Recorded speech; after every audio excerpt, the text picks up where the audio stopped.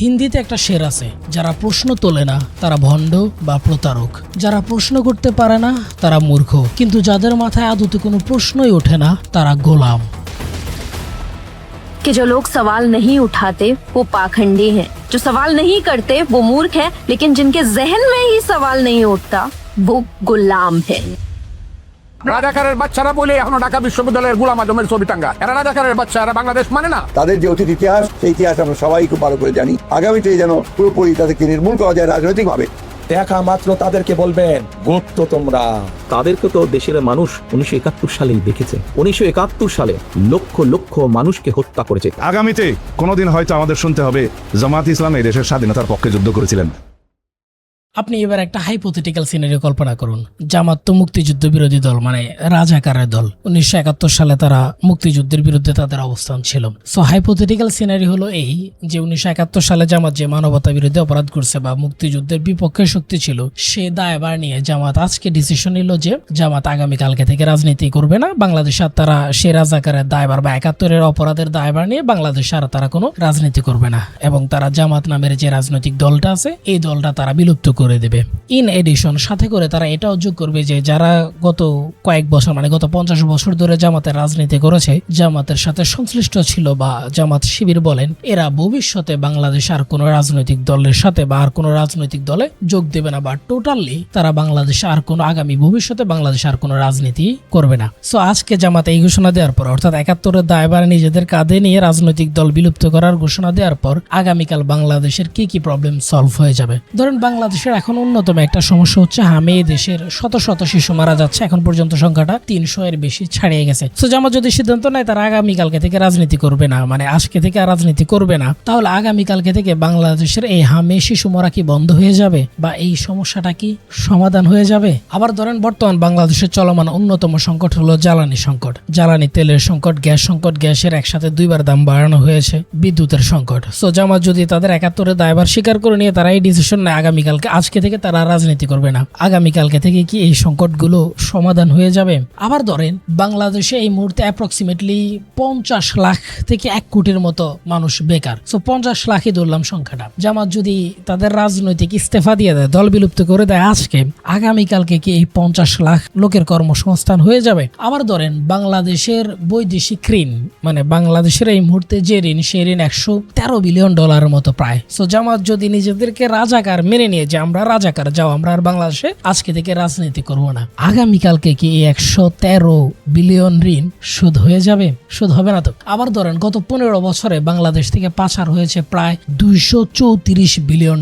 এখন জামাত যদি বলে আমরা রাজাকারের দল, আমরা আর বাংলাদেশের রাজনীতি করব না, আগামীকালকে কি সেই $234 বিলিয়ন দেশে ফিরে আসবে? যদি ফিরে না আসে, ধরেন ফিরে আসলো না, এগুলো পাচার হয়ে গেছে, এরকম গ্যারান্টি কি কেউ দিতে পারবে নেক্সট 15 ইয়ার্সে বা নেক্সট 50 ইয়ার্সে আর কোনো টাকা দেশ থেকে পাচার হবে না? এরপর ধরুন বাংলাদেশের ইচ এন্ড এভরি সেক্টরে যে ভয়াবহ দুর্নীতি, নেপোটিজম বা স্বজনপ্রীতি, এরপর দলীয়করণ, চাঁদাবাজি, দুর্নীতি, লুটপাট, টেন্ডারবাজি, খুন, ধর্ষণ যেগুলো আছে, জামাত যদি আজকে ডিসিশন নেয় যে তারা আজকে থেকে রাজনীতি করবে না, রাজাকাররা যদি ডিসিশন নেয় তারা আজকে থেকে রাজনীতি করবে না, আগামীকালকে থেকে কি এগুলো বন্ধ হয়ে যাবে? বৈষম্য বন্ধ হয়ে যাবে, দুর্নীতি বন্ধ হয়ে যাবে, চাঁদাবাজি বন্ধ হয়ে যাবে, সন্ত্রাস বন্ধ হয়ে যাবে। 71-এর দর্শনের জন্য আমরা বিচার চাচ্ছি, কিন্তু রিসেন্ট যে দর্শনটা হচ্ছে এই দর্শনের বিচার কই? এই দর্শনের বিচার কেন নিশ্চিত করতে পারতেছি না, বা এই দর্শন কেন আমরা বন্ধ করতে পারতেছি না? সো জামাত যদি এরকম করে ডিসিশন নেয় আজকে থেকে তারা রাজনীতি করবে না, আগামীকালকে থেকে কি সেই দর্শন বন্ধ হয়ে যাবে বা সেই দর্শনের বিচার নিশ্চিত করা যাবে? সো এই সবগুলোর কালেকটিভ উত্তর যদি না হয়, তার মানে জামাত কিংবা রাজাকার আসলে কোনো সমস্যা না, আসলেই কোনো সমস্যা না। আসল সমস্যা থেকে দৃষ্টি ঘোরানোর জন্য এই রাজাকার ট্র্যাপের মধ্যে মানুষকে আটকে রাখা হয়েছে। প্রোপাগান্ডার জনক এডওয়ার্ড বার্নেস বলেন, গণতন্ত্রে মানুষকে বুদ্ধিমত্তার সাথে বোকা বানানো হয়, আর মানুষকে বোকা বানানোর জন্য একটা কমন সূত্র তৈরি করা লাগে, আর সূত্র তৈরি করা হয় এই সকল ন্যারেটিভ দিয়ে, যাতে করে সাধারণ জনগণ নিজেরা একে অন্যের সাথে যুদ্ধ করে মাঝখানে ক্ষমতাসীনরা কোনো প্রশ্নের মুখে পড়তে না হয়। 2 দিন আগেরই একটা রিয়েল এক্সাম্পল দেই। দেশে প্রচুর পরিমাণে তেলের সংকট তৈরি হয়, ঘন্টার পর ঘন্টা দাঁড়িয়ে লাইনে দাঁড়িয়ে থেকেও মানুষ তেল পাচ্ছে না। ভয়ঙ্কর লেভেলের বিদ্যুৎ সংকট তৈরি হয়, 12 থেকে 14 ঘন্টা পর্যন্ত কিছু কিছু এলাকায় লোডশেডিং হয়েছে। সো চারদিকে মানুষের মধ্যে যখন ব্যাপক অস্বস্তি শুরু হয়ে গেল, তখন গণতন্ত্রের আসল খেলা। তখন শত্রু তৈরি করে দিয়ে জাতিকে নিজেদের মধ্যে যুদ্ধে লেলিয়ে দিল। শুরু হলো নতুন বয়ান, গুপ্ত। সোশ্যাল মিডিয়া থেকে শুরু করে টিভি টক শো সব জায়গায় ধুমধাম চলতে লাগলো গুপ্ত সুপ্ত নিয়ে তর্ক বিতর্ক। গুপ্ত রাজনীতির অনেক ধরনের সমস্যা আছে। একটা বড় সমস্যা দেখেন, হাদি হত্যাকাণ্ডের দায় গুপ্ত রাজনীতিকে নিতে হবে। গুপ্ত মানে যেটা লুকিয়ে থাকে, মুনাফিকি, ইটস নট আন্ডারগ্রাউন্ড। গুপ্ত বলেছে কারা? এই ছাত্র শব্দটি পরিবর্তন করে ছাত্রদল লিখেছে গুপ্ত রাজনীতি মুক্ত ক্যাম্পাস চাই। তাহলে আক্রমণটা কে করবে? আক্রমণটা তো সেই করবে এই গুপ্তটা যা লাগবে। তো গুপ্ত রাজনীতি বন্ধ করা আসলে কিভাবে যায়? গুপ্ত রাজনীতি আসলে বন্ধ করা খুব কঠিন, কেননা আপনি তো লুকিয়ে আছেন। জাতি গুপ্ত সুপ্ত 2 ভাগে ভাগ হয়ে গেল। সেটা করালো রক্তক্ষয়ী মারামারি পর্যন্ত।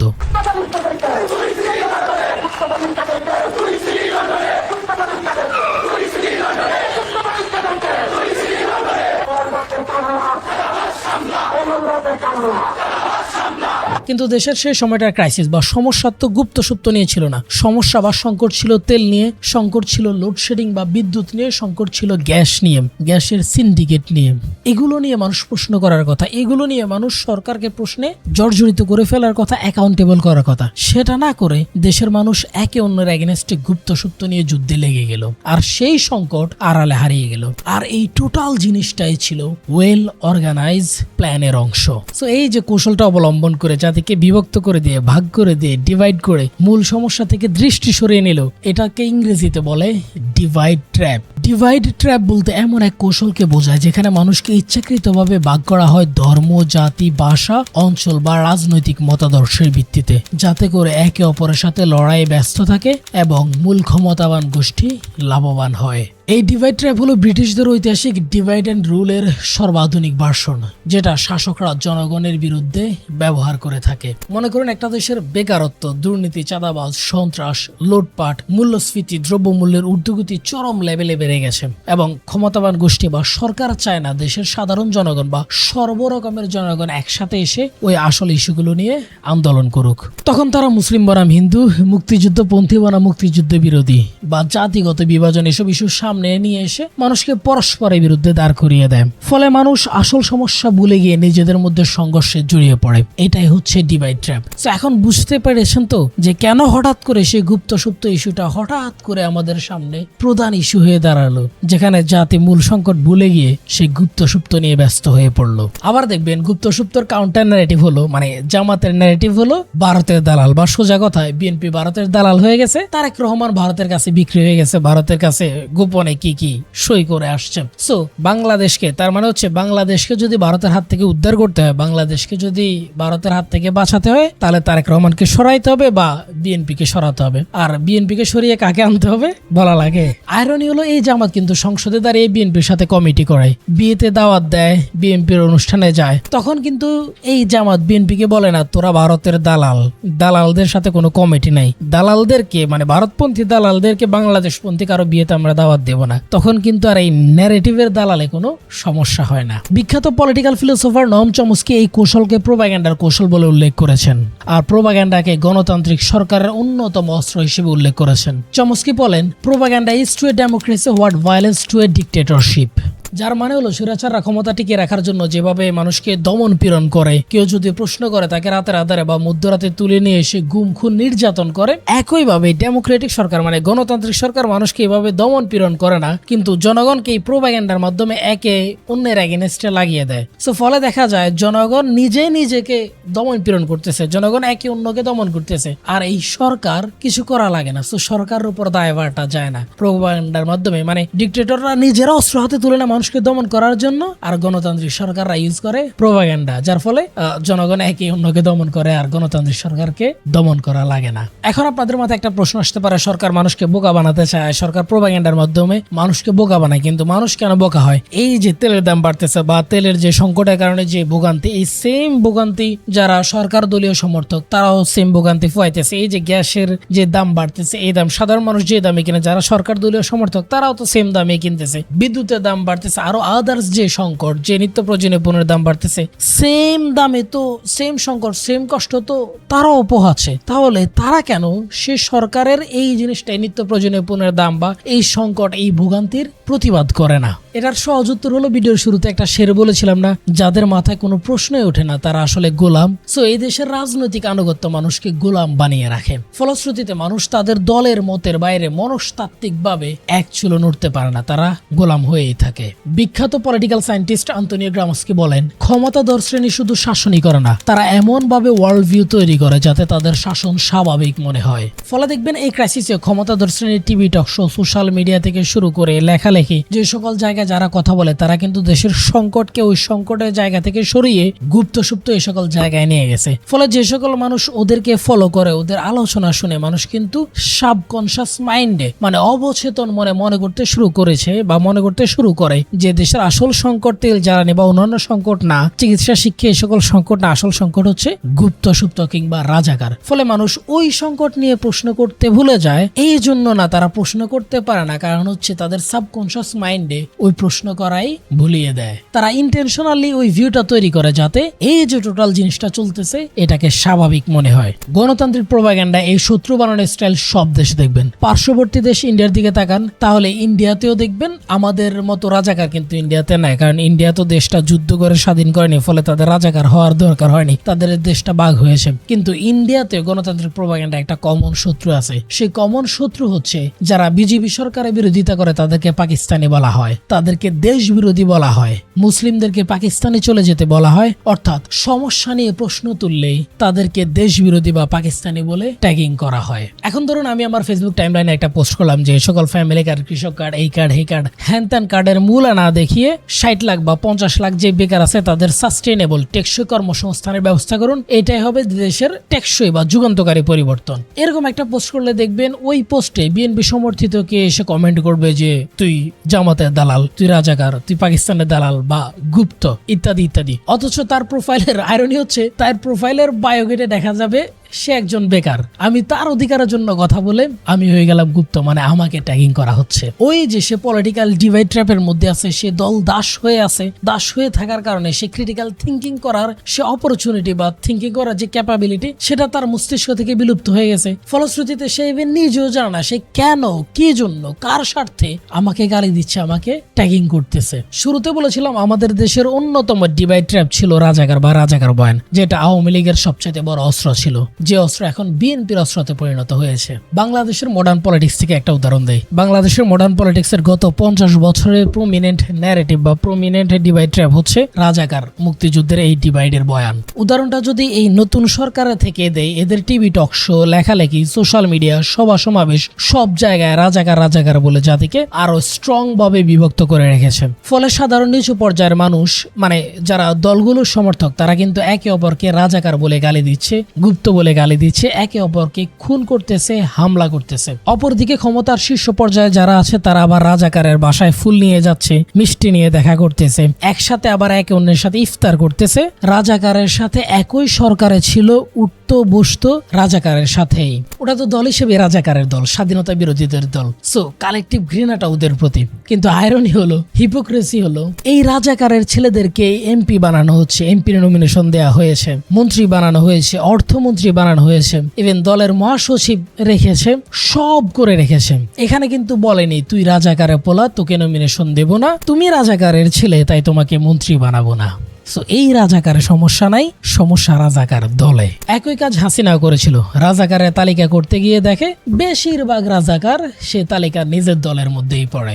এখন দেখবেন এই যে রাজাকারের বয়ান, এই রাজাকারের বয়ান নিয়ে ক্ষমতার একদম উচ্চ শ্রেণীতে যারা আছে তাদের নিজেদের মধ্যে ব্যক্তিগত পর্যায়ে কিন্তু ফাইট নাই, রাজনৈতিক পর্যায়ে ফাইট। এরা কিন্তু ব্যক্তিগত পর্যায়ে একজন আরেকজনের বাসায় যাচ্ছে, ক্যাবিনেটে নিচ্ছে, মন্ত্রী দিচ্ছে, মন্ত্রী বানাচ্ছে, একজন আরেকজনের বিয়েতে যাচ্ছে। পুরোপুরি নেতারা কিন্তু এই যে রাজনৈতিক রাজাকারের বিতর্ক, রাজনৈতিক রাজাকারের বুলি ছুড়লেও তলে তলে কিন্তু এরা একই আছে, এদের ব্যক্তিগত সম্পর্ক কিন্তু এরা ঠিক রাখছে। আর চিন্তা করুন, ওদের রাজাকার বয়ান, ওদের রাজাকার ডিভাইড ট্র্যাপে পড়ে নিম্ন পর্যায়ে মানে নিম্ন স্তরের সাধারণ আম জনগণ যারা আছে তারা কিন্তু একে অন্যের সাথে ব্যক্তিগত সম্পর্ক, পারিবারিক সম্পর্ক, বন্ধুত্বের সম্পর্ক, সামাজিক সম্পর্ক ছিন্ন করে ফেলতেছে, একে অন্যকে রাজাকার বলে গালি দিচ্ছে, ইভেন সন্ত্রাসী কর্মকাণ্ডে খুনাখুনিতে হাতাহাতিতে পর্যন্ত জড়িয়ে পড়তেছে।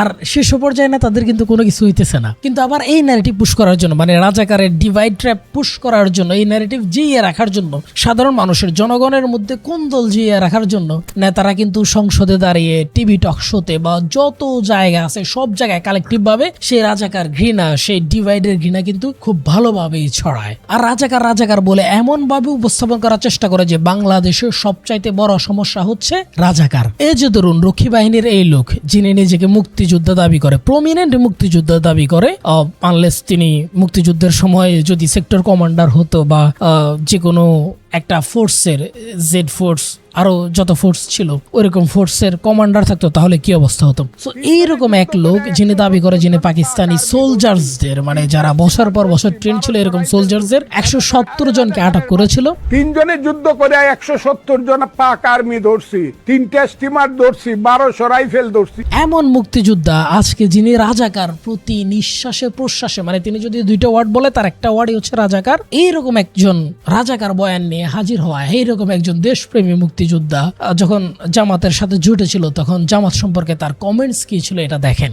এখন তো জামাতের কোনো যুদ্ধ অপরাধী লোকই নাই, সবই তো ফাঁসিতে গেছে গা, আর যারা ছিল হারা মরে গেছে গা। এখন কে জামাতের যুদ্ধ অপরাধী? সো এই যে বয়ান বা এই যে রাজাকারের ডিভাইড ট্র্যাপ, এটা এরা এই জন্যই ব্যবহার করে যাতে সাধারণ মানুষ একে অন্যের সাথে ঝগড়া বিবাদে লিপ্ত থাকে, আর এতে করে তারা তাদের স্বার্থ উদ্ধার করতে পারে। নাইলে যে ব্যক্তি 2 বছর আগে 3 বছর আগে বলছে জামাতের মধ্যে রাজাকার নাই, সে এখন জামাত রাজাকার, যুদ্ধাপরাধী, দেশে থাকার অধিকার নাই, এরা চলে যেতে হবে। ইভেন মির্জা ফখরুল ইসলাম আলমগীর, যার বাবার নামে রাজাকারের ক্লেম আছে, তিনি বলতেছে জামাতকে দমন করতে হবে, এরা যুদ্ধাপরাধী দল। সো এইটাই হচ্ছে সেই কালেকটিভ বয়ান, যে বয়ানের মাধ্যমে মানুষকে আলাদা করে রাখা হয়, আলাদা করে তাদের স্বার্থ হাসিল তারা করে। এটাকে বলে ডিভাইড ট্র্যাপ, যেখানে উপরে বসা লোকজন কখনো নিজেদের মধ্যে যুদ্ধ করে না, কিন্তু এমন একটা পরিবেশ তৈরি করে যেখানে নিচে থাকা লোকজন নিজেদের মধ্যে যুদ্ধ করে একে অপরকে শেষ করে দেয়, নিজ ভাই বন্ধু প্রতিবেশীকে শেষ করে দেয়। ওরা জাতিকে ডিভাইড করে একে অপরের মধ্যে লেলিয়ে দিয়ে নিজেরা সুবিধা ভোগ করে, আর সাধারণ মানুষ তারা বুঝতে পারে না তারা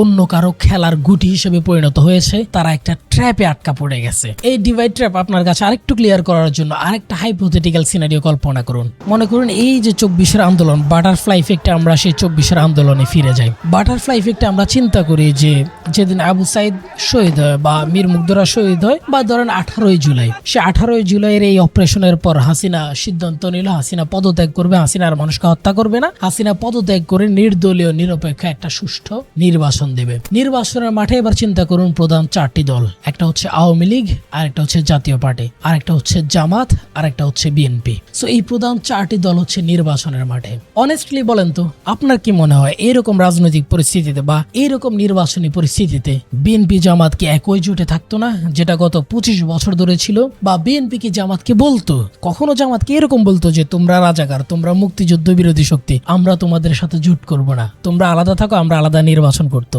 এরকম জিনিস কি বিএনপি কখনো ভুলেও বলতো? আপনার কি মনে হয়? বলতো না তো। তখন কিন্তু বিএনপির জামাত নিয়ে কিংবা রাজাকার ইস্যু নিয়ে খুব একটা সমস্যা থাকতো না, যেমনটা ছিল না 2001-এর নির্বাচনে, যেমনটা ছিল না 1990-এর নির্বাচনে। তখন কিন্তু বেগম জিয়া, খালেদা জিয়া বা বিএনপি, এই তারেক রহমান, মির্জা ফখরুল ইসলাম আলমগীররা জামাতকে একের পর এক ডিফেন্ড করে গেছে। আমরা দেশের ঐক্যের স্বার্থে শহীদ জিয়া বা বিদেশমন্ত্রী বেগম খালেদা জিয়া অন্যান্য দলের কিছু ব্যক্তিবর্গকে ক্যাবিনেটে নিয়েছে, মন্ত্রিসভায় সদস্য হিসেবে নিয়েছিলেন। তাদের কারো বিরুদ্ধে, শেখ হাসিনার অন্য শাসনামলেও তাদের কারো বিরুদ্ধে শেখ মুজিবের সময় অফিসিয়ালি রাজাকারের আইনে বিচার হয়নি, তারা জেলও খাটেনি, কোনো কিছু হয় নাই। এটাই হলো গণতন্ত্র। ওই এখনকার জামাত এখনো আছে, তখনকার জামাত ভালো ছিল, এখনকার জামাত ভালো নাই। এখনকার জামাতের প্রতি প্রচন্ড ঘৃণা। কিন্তু কেন এই ঘৃণা? জামাত বিরোধী দলে যাওয়ার জন্য। কল্পনা করুন এবারে যে নির্বাচনটা হয়েছে, এই নির্বাচনে জামাত বিরোধী দলে গেল না, আওয়ামী লীগ ক্ষমতার বাইরে থাকলো, আর জামাত বিএনপি একসাথে জোট করে নির্বাচন করলো। তখন কি আর দেশে গণতন্ত্র বলে কিছু থাকলো?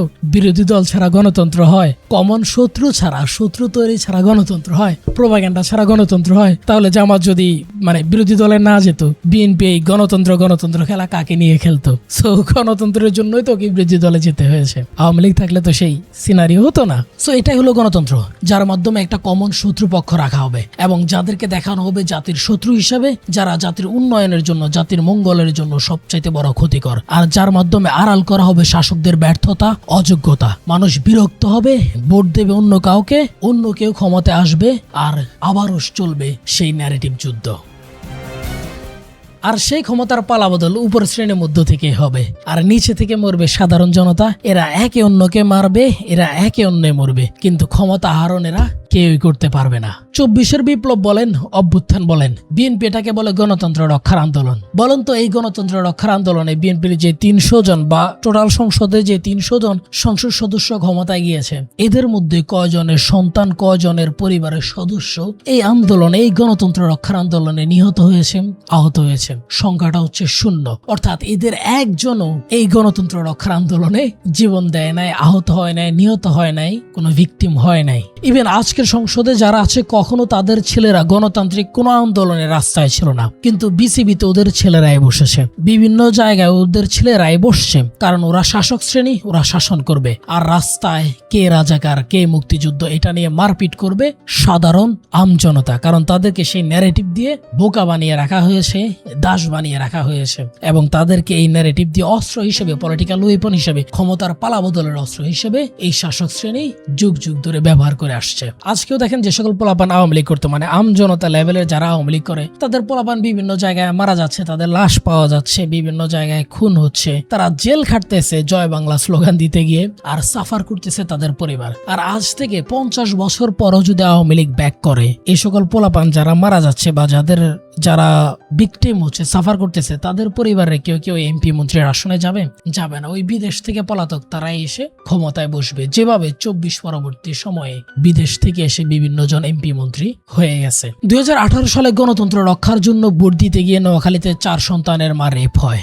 2024 সালে গণতান্ত্রিক শপথ গ্রহণে ওই মা কি দাওয়াত পেয়েছিল? শাসক গোষ্ঠী যারা ক্ষমতায় গেছে তারা কি বলেছিল, মা তোমার ইজ্জতের বিনিময়ে আমরা আজকের এই গণতন্ত্র রক্ষা করতে পেরেছি, সো তোমার ত্যাগকে আমরা সম্মান জানিয়ে আজকে তোমাকে অতিথি করার মাধ্যমে আমরা নতুন করে গণতন্ত্রের শপথ নিলাম? নিয়েছে কি? নাই। সো গণতান্ত্রিক রাজনীতিতে শাসক শ্রেণী এইভাবে সাধারণ মানুষকে ব্যবহার করে তাদের ক্ষমতার হাতিয়ার হিসেবে, আর সেখানে সাধারণ মানুষের অধিকার হচ্ছে একটা মূল্য। সো গণতান্ত্রিক রাজনীতিতে সকল ট্যাগিং, মিথ্যা, প্রোপাগান্ডা, ন্যারেটিভ এগুলো থাকবেই, এগুলো ছাড়া গণতন্ত্র অসম্ভব। কিন্তু দেখার বিষয় হলো আপনি এগুলো গিলছেন কিনা। একটা দেশের গণতন্ত্রায়নের জন্য বা গণতন্ত্রের সুফল পাওয়ার জন্য দরকার হচ্ছে শিক্ষিত সচেতন নাগরিক, শিক্ষিত সচেতন জনগণ। জনগণ যদি সচেতন না হয়, শিক্ষিত না হয়, তাহলে জনগণ এই মিথ্যা প্রোপাগান্ডা বুঝতে পারে না, এই প্রোপাগান্ডার এগেনস্টে আওয়াজ তুলতে পারে না। এই জন্য দেখবেন বিভিন্ন দেশে, উন্নয়নশীল দেশগুলোতে ইচ্ছাকৃতভাবে পরিকল্পনা মাফিক শিক্ষা ব্যবস্থাকে ধ্বংস করে দেওয়া হয়, যাতে জনগণ শিক্ষিত হতে না পারে, সে ক্ষমতার এগেনস্টে কথা বলতে না পারে। আর জনগণ সচেতন না হলে জনগণকে সকল ন্যারেটিভের মাধ্যমে, প্রোপাগান্ডার মাধ্যমে, বয়ানের মাধ্যমে একে অন্যের এগেনস্টে লাগিয়ে দিয়ে শাসক শ্রেণী বছরের পর বছর তাদের ক্ষমতার সুফল ভোগ করে। আমার আজকের ভিডিওর মূল পারপাস বা মূল উদ্দেশ্য এটাই, আপনাকে ন্যারেটিভ বোঝানো, কিভাবে ন্যারেটিভ দিয়ে মানুষকে ভাগ করে রাখা হয়, আপনাকে প্রোপাগান্ডার প্যাটার্ন বোঝানো, কিভাবে প্রোপাগান্ডা তৈরি করা হয়, আপনাকে রাজনীতির বা ক্ষমতার ডাইনামিক্স বোঝানো, যাতে আপনার ওই যে মস্তিষ্কটা দাস হয়ে গেছে, দাস হওয়ার ফলে সে আর প্রশ্ন করতে পারে না, সেই মস্তিষ্কে প্রশ্নের সঞ্চারণ ঘটানোর ক্ষুদ্র এক প্রচেষ্টা। দল কিংবা রাজনীতি করাতে কোনো সমস্যা নাই, কিন্তু প্রশ্ন করতে ভুলে যাবেন না। যেদিন আপনার মস্তিষ্ক থেকে প্রশ্ন হারিয়ে যাবে, সেদিন আপনি গোলাম হয়ে যাবেন। তাই নিজের অধিকার সম্পর্কে সচেতন হন। আপনার বাবাও যদি আপনার সাথে ইনজাস্টিস করে, সেটার এগেইনস্টে প্রতিবাদ করুন, সোচ্চার করুন। আর সেটা তো শুধুমাত্র সরকার আপনার চাকর, আপনার চাকর আপনার কাজ ঠিকঠাক মতো করতেছে কিনা, আপনার অধিকার আপনাকে বুঝিয়ে দিচ্ছে কিনা, সেটা আপনি সরকারকে অ্যাকাউন্টেবলে নিয়ে আসুন, আপনার চাকরকে অ্যাকাউন্টেবলে নিয়ে আসুন। আর আপনার চাকরকে যদি আপনি অ্যাকাউন্টেবলে নিয়ে আসতে না পারেন, তাহলে আপনি নিজে কিন্তু তার চাকর হয়ে যাবেন। শেষে আবারও বলতে চাই, আপনি যেই দলই করেন না কেন, আমার তাতে কোনো সমস্যা নাই। মা, মাটি, দেশকে ভালোবাসুন। আর যদি সম্ভব হয়, আমাদের এই কাজগুলোকে সামনের দিকে এগিয়ে নিয়ে যাওয়ার জন্য আমাদেরকে ডোনেট করতে পারেন। আমাদেরকে ডোনেট করার এই ওয়েবসাইটের লিংক আমরা কমেন্ট বক্স অথবা ডিসক্রিপশন বক্সে দিয়ে দেবো। আপনারা এই জায়গাটাতে গিয়ে আমাদেরকে ডোনেট করতে পারেন এই নাম্বারগুলোতে। ধন্যবাদ সবাইকে। আল্লাহ হাফেজ।